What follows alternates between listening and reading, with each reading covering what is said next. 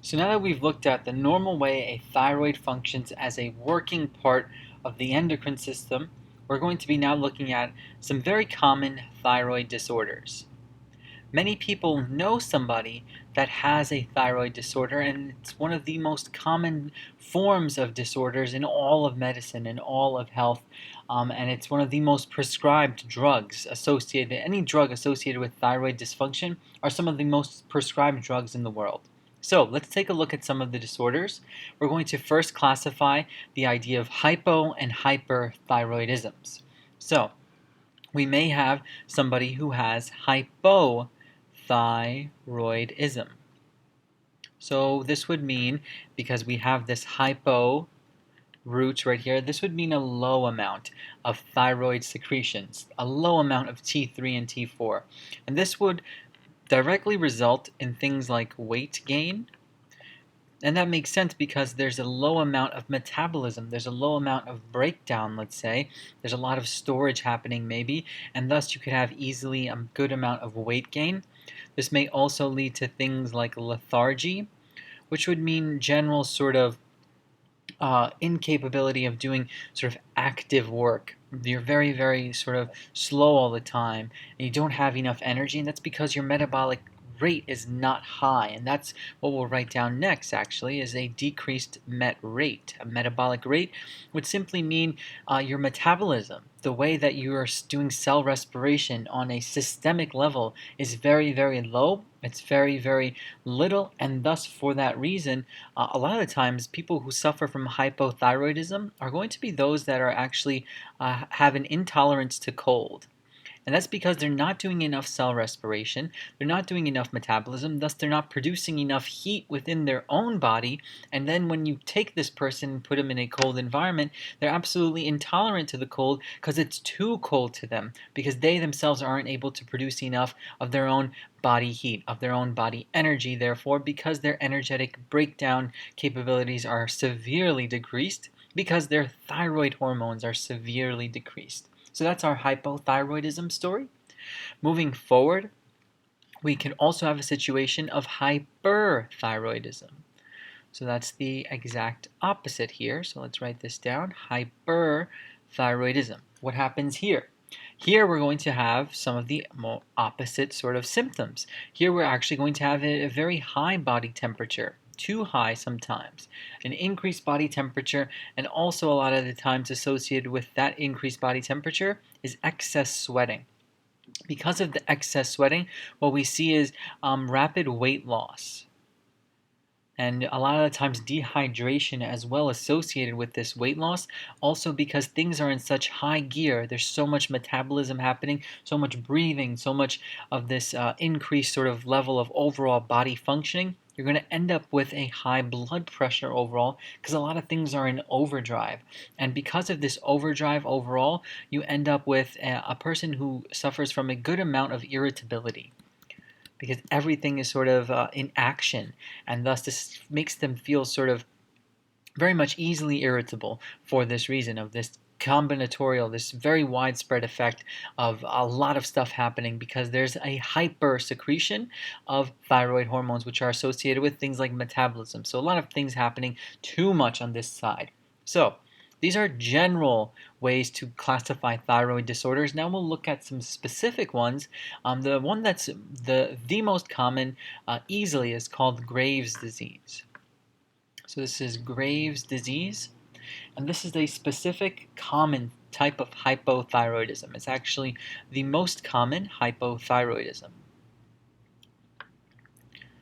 Most common hypothyroidism. So we're going to see much of the same symptoms in Graves' disease as we saw on this side of the flowchart. Hypothyroidism in this form, in Graves' disease, is actually going to be an autoimmune disease. It's due to an autoimmune dysfunction. So it's an autoimmune disease. Now, we haven't covered the immune system that much yet. We've mentioned briefly some points about it. But here, what we want to simply say about an autoimmune disease is the following.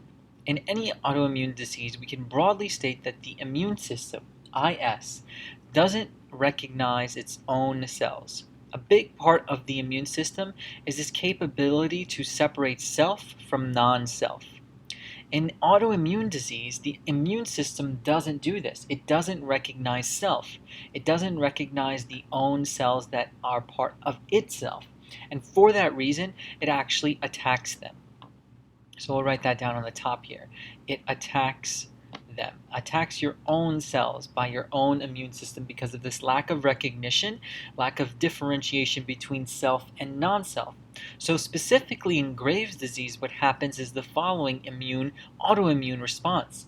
Here we're going to have a part of the immune system that are known as abnormal antibodies.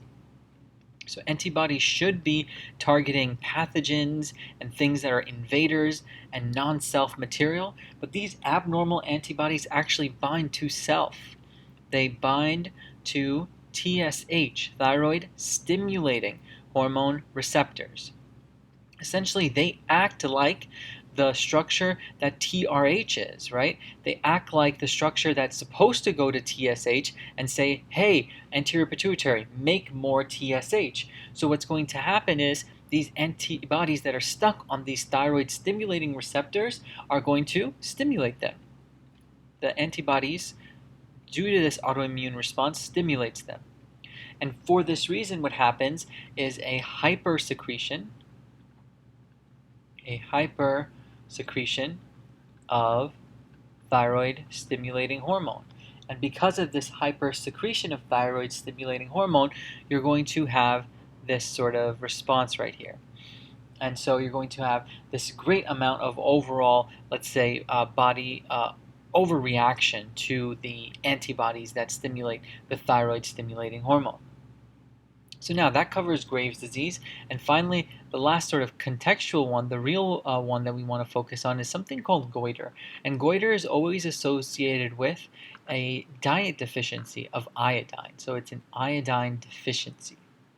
And you can already imagine that if you're deficient in iodine, aka if you have a low level of iodine within you, this is supposed to be at a normal level. But let's say the level is not normal, you will not have thyroid hormone being produced. So there's no thyroid hormone because the iodine levels are so low, and thyroid hormones are made via an iodine molecule.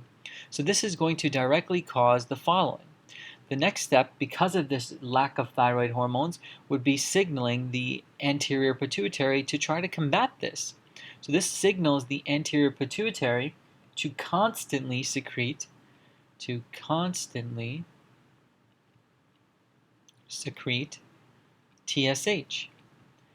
Why is it constantly secreting TSH? Well, that's because it's constantly getting this message that there aren't any thyroid hormones being made by the thyroid because there's no iodine for the thyroid to even use. So the anterior pituitary, unbeknownst to itself, says, okay, I'm just going to make even more TSH to try to give the thyroid the message that, hey, you should be making more thyroid hormone.